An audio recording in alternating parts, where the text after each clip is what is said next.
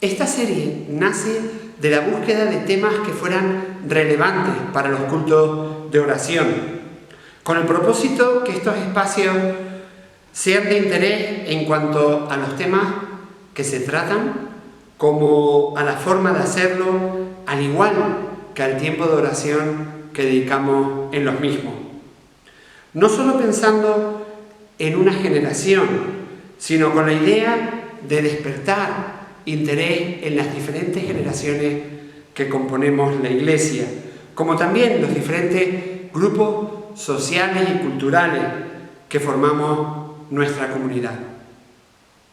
Es un reto complicado convertir el espacio del culto de oración en una cita regular para que todos los que forman parte de esta comunidad se vean llamados a participar.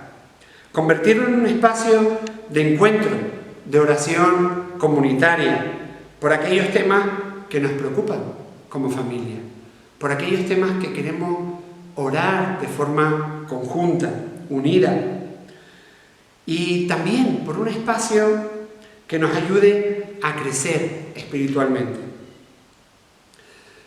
Es difícil, pero no queremos rendirnos, sino seguir orando y trabajando para que sea un espacio relevante para toda nuestra comunidad. Tampoco es fácil llegar a un listado de temas que cumplan todos estos requisitos, y menos poderlos tratar de una manera que se entiendan, que sean prácticos y que nos reten a pensar y a llegar a conclusiones por nosotros mismos, y que a partir de ahí nuestra fe y convicciones en Dios se fortalezcan. En este rango entran temas de diferentes tipos, como pueden ser temas doctrinales, fundamentos bíblicos, temas que nos ayuden a acercarnos más a la Biblia o vivir nuestra fe de una manera más cercana y real, temas que nos ayuden a comprender nuestra fe, que nos ayuden a pensar por qué somos cristianos, temas que den respuesta a los desafíos que plantea nuestra sociedad y que podamos responder desde la palabra. Esta lista de temas no comienza hoy. Comenzamos a principios de este año cuando tuvimos una serie corta pero práctica acerca de cómo estudiar la Biblia.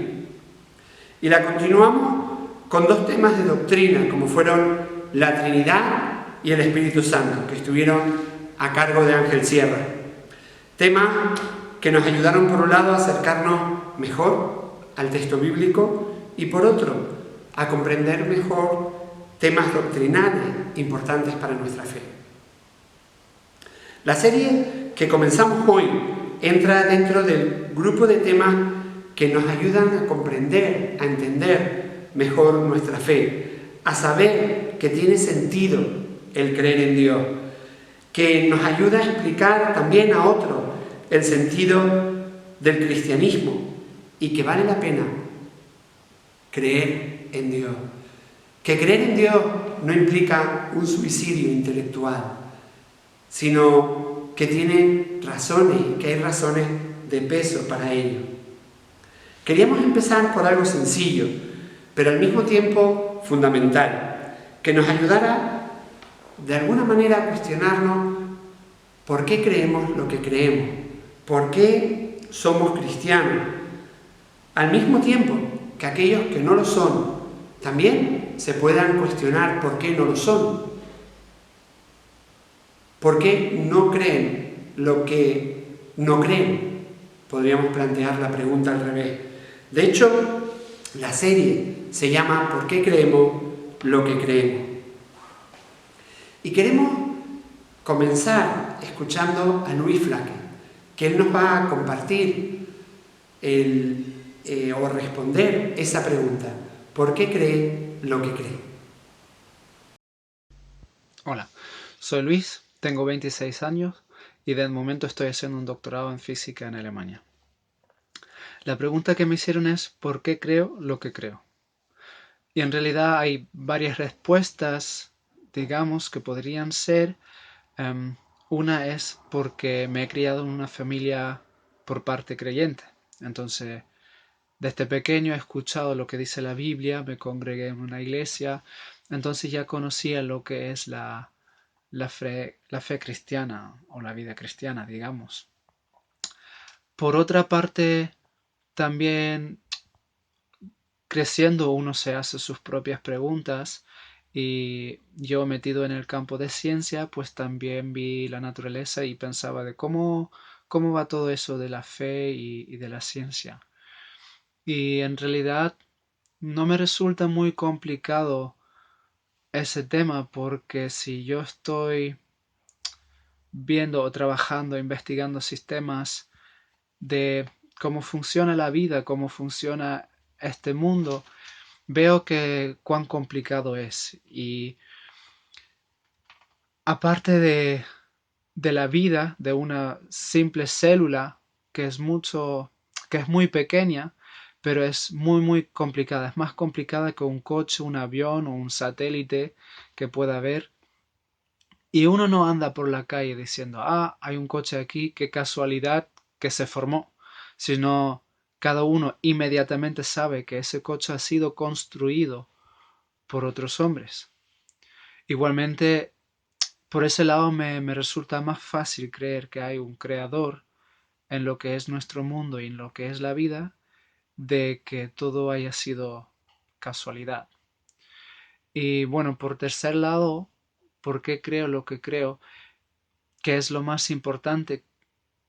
Pienso, para mí es mi experiencia personal, que en los tiempos difíciles, cuando necesitaba consuelo o cuando necesitaba perdón o cuando anhelaba paz en mi corazón, yo pude clamar a Dios, yo pude ir, digamos, a tocarle la puerta y siento que Él me escuchó, que yo recibí ese consuelo, yo recibí el perdón, yo recibí esa paz dentro de mi corazón y lo que más me hace firme en mi fe son esas experiencias personales con Dios que tengo, porque yo sé que Él me escucha, que Él está cerca y todas esas experiencias que tengo en mi vida personales con Dios, en donde veo que Él contesta, creo que esas son las razones más grandes que me hacen creer lo que creo. Precisamente el otro día hablaba con Luis acerca de por qué creemos lo que creemos respecto a nuestra fe, respecto a Dios. Y nos dimos cuenta que esa pregunta nos hacía pensar y llegar a la conclusión de que la respuesta tiene que ver, por un lado, con nuestra educación, que puede tener que ver con nuestro contexto familiar, con nuestra manera de afrontar la vida, también la manera en que hemos podido responder a algunas cuestiones intelectuales, como la propia experiencia en diferentes situaciones. Y te das cuenta que esto de pensar y reflexionar por qué creemos lo que creemos no solo afecta a creyentes, sino también debe ser una pregunta que afecte a aquellos que no creen. ¿Por qué no creen lo que no creen? Porque también se deben de plantear esa misma pregunta. Timothy Keller llega a la conclusión que tanto creyentes como los no creyentes en Dios llegan a sus respectivas conclusiones a través de una combinación de la experiencia, la fe, el razonamiento y la intuición. Es un error pensar que solo el creyente es el que se debe plantear por qué cree lo que cree. Y a veces pensamos eso porque en nuestra sociedad secular, en nuestra cultura secular, no se tiene que justificar, sino que muchísimas veces damos las cosas por hecho. Por eso es que necesitamos espacios donde se puedan ofrecer la oportunidad donde se puedan dar también elementos para reflexionar por qué creemos o por qué no creemos, hablando de la fe y en Dios. Un espacio donde podamos comparar las creencias y afirmaciones del cristianismo con las creencias y afirmaciones del punto de vista secular, para saber qué postura tendría o le daría más sentido a nuestra vida realmente. ¿Qué entendemos por secular? Keller comparte que hay al menos 3 maneras de usar la palabra hoy en día. Una manera aplica el término a la estructura política y social, siendo una sociedad secular aquella en la que hay una separación entre Iglesia y Estado. El gobierno y el resto de instituciones importantes no favorecen ninguna fe religiosa en ese tipo de sociedad. Creo que en este sentido es algo bueno.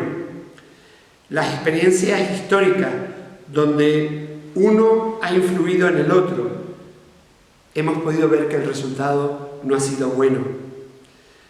En la mayoría de los casos, o en todos ellos, se han vuelto sociedades opresivas, llegando a la violencia o al imperialismo. Por otro lado, el término secular puede también usarse para describir a los individuos. Una persona secular es aquella que no conoce si hay un Dios ni un ámbito sobrenatural más allá del mundo natural. Todo, según este punto de vista, tiene una explicación científica. Y por último, el término secular puede describir un determinado tipo de cultura. Por ejemplo, una época secular es aquella en la que todos los énfasis están en el aquí y en el ahora, sin ningún concepto de lo eterno, el sentido de la vida y la dirección de la misma, la felicidad, se entienden y se buscan en la prosperidad económica del tiempo presente, el bienestar material, la plenitud emocional, etc. Es importante distinguir y conocer estos conceptos y saber lo que realmente está marcando o enmarcando nuestras decisiones, motivaciones y elecciones en la vida. Si Dios o el secularismo, o lo que es la influencia de nuestra sociedad en este momento. En las sociedades religiosas, la fe simplemente se asume. La religión no es algo que se elija. Sería de hecho considerado como algo escandaloso o como algo egoísta. Sin embargo, en una cultura secular, la religión se considera como algo que tú debes elegir. Y sin duda, el pluralismo de las sociedades seculares significa, al fin y al cabo, que tu religión es algo que tú puedes elegir o dejar a un lado, si no quieres continuar con la religión de tus padres.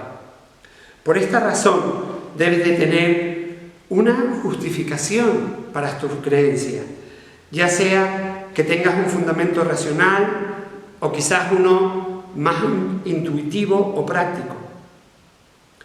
En una cultura secular, la fe ha dejado de ser algo automático. En cambio, tiene el peligro que el pensamiento secular se asuma sin tener que justificarlo, sino porque es así. Por otro lado, la religión, la fe, no la podemos imponer, porque si no, se termina adoptando a medias o de una forma hipócrita, no de una forma auténtica. Paradójicamente, el matrimonio entre Iglesia y Estado termina debilitando a la religión que se ha favorecido para fortalecerla. La mejor opción sería un gobierno que no promueva una sola fe, ni una forma doctrinaria de creencia secular que denigre o que margine a la religión. Este punto es importante porque es un punto en el que caemos muy fácilmente como sociedad. Un Estado secular auténtico sería capaz de crear una sociedad de verdad, plural, pluralista, tolerante, permitiendo la variedad de ideas en que las personas de toda clase de creencias, que incluyen aquellos de creencias seculares también, podrían con libertad contribuir, comunicar, coexistir y cooperar en un marco de respeto mutuo y de paz, en el que la verdadera tolerancia se pudiera poner en práctica. Algo así no existe, pero no por ello debemos de desistir en ese propósito de abrir canales que nos lleven a pensar, a compartir, a hablar, a cuestionar ideas que muchas veces damos por sentadas y podernos escuchar unos a otros. Muchas veces asumimos cosas que ni siquiera las cuestionamos, porque simplemente asumimos que son así. Incluso las podemos llegar a poner, sin darnos cuenta, por encima de nuestra fe, hablando como creyente. Y en algún momento puedes llegar a descubrir que tu fe se va debilitando y va siendo menos real en tu mente y en tu corazón. Cuando no reflexionamos acerca de cómo nos pueden llegar a influir determinadas ideas en nuestra vida. Hay muchos hoy en día que piensan que el cristianismo no tiene sentido para una persona razonable, que no le puede dar respuesta para su vida, o que podemos llegar a pensar que no necesitamos creer en Dios para tener una vida plena, una vida llena de significado, de esperanza o de satisfacción, o que realmente tenemos que ser libres para vivir como mejor nos parezca mientras no le hagamos daño al otro.